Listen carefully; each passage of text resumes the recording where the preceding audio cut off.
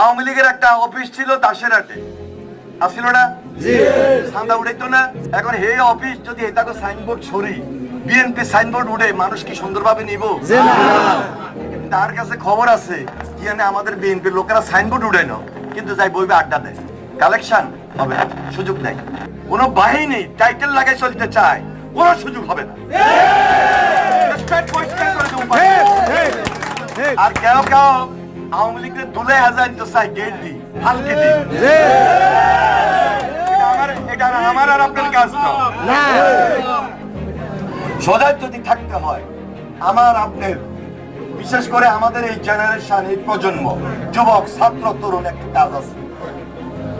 কাজটা কি? আইনকে নিজের হাতে তুলে নেব না, আইনের মাধ্যমে রাজনৈতিক ভাবে তাদেরকে মোকাবেলা করব। আর আওয়ামী লীগের একটা